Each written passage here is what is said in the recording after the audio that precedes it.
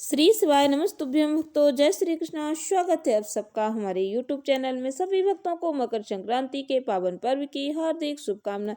भक्तों, जब सूर्यदेव धनु राशि से निकलकर मकर राशि में प्रवेश करते हैं तभी मकर संक्रांति का त्योहार मनाया जाता है। इस दिन सूर्यदेव उत्तरायण हो जाते हैं। कहते हैं मकर संक्रांति के दिन पवित्र नदी में आस्था की डुबकी लगाने, दान धर्म के कार्य करने से भक्तों को शुभ फलों की प्राप्ति होती है। भक्तों, इस दिन त्रिवेणी यानी कि प्रयागराज में त्रिवेणी के संगम पर स्नान करने से शुभ फलों की प्राप्ति होती है, क्योंकि इस दिन देवलोक से देवता त्रिवेणी में स्नान करने के लिए धराधाम पर आते हैं।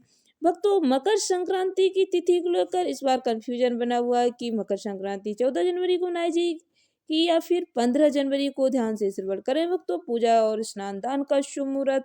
ऐसा कहा जाता है कि मकर संक्रांति से देवताओं के दिन की शुरुआत हो जाती है।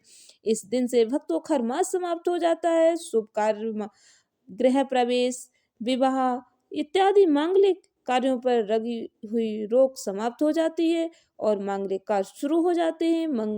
मकर संक्रांति की तिथि पुण्यकाल के हिसाब से देखी जाती है। इस बार मकर संक्रांति का पुण्यकाल 14 जनवरी को शाम 3:04 से शुरू होकर 6 बजे तक रहेगा, जबकि महापुण्यकाल शाम 3:04 से शाम 3:28 तक रहेगा। इस दिन गंगा स्नान का शुभ समय सुबह 9:03 से लेकर सुबह 10:48 तक रहेगा।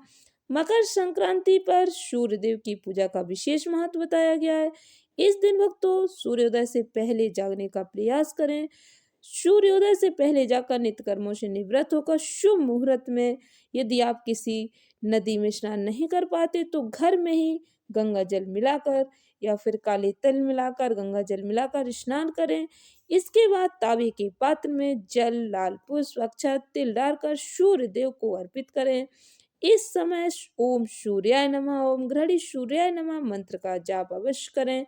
इससे सूर्य भगवान की कृपा भक्तों को प्राप्त होती है। इसके बाद आप अपनी सामर्थ्य के अनुसार खाने की वस्तुएं, तिल गुड़ का दान करें। इस बार चावल का दान नहीं किया जाएगा, खिचड़ी का दान नहीं किया जाएगा। 14 तारीख को आप खिचड़ी का दान 15 जनवरी को कर सकते हैं, क्योंकि इस बार छठ, तिला एकादशी और मकर संक्रांति का पावन पर्व एक ही दिन पड़ रहा है। ऐसा शुभ संयोग भक्तों कई वर्षों बाद बन रहा है, जब एकादशी और मकर संक्रांति एक ही दिन पड़ रही है। आप ध्यान से श्रवण करें। मकर संक्रांति के दिन क्या करना चाहिए आपको और क्या नहीं करना चाहिए। मकर संक्रांति के दिन आप पितरों के निमित्त तर्पण भी कर सकते हैं। पितरों के निमित्त तर्पण करना अति श्रेष्ठ माना जाता है। इस दिन भक्तों आदित्य हृदय स्रोत का पाठ करना या फिर श्रवण करना, सूर्य भगवान की उपासना करना, सात्विक और शुद्ध आहार ग्रहण करना ही चाहिए, क्योंकि सूर्य भगवान की उपासना करना अत्यंत शुभ फलदायी माना जाता है। भक्तों, इस दिन काले वस्त्र धारण नहीं करने चाहिए।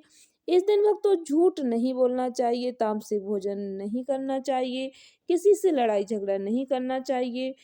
भक्तों, मकर संक्रांति के दिन काले तिल का दान अवश्य करना चाहिए। काले तिल का दान करने से शनिदेव प्रसन्न होते हैं और शनिदेव की कृपा भक्तों को प्राप्त होती है। आशा करती हूँ वीडियो उपयोगी लगी होगी। इस ज्ञानवर्धक वीडियो को अधिक से अधिक भक्तों को शेयर करके भगवान जी का आशीर्वाद प्राप्त करें। चैनल को सब्सक्राइब करें। कमेंट बॉक्स में अपने विचार अवश्य लिखें। धन्यवाद भक्तों। श्री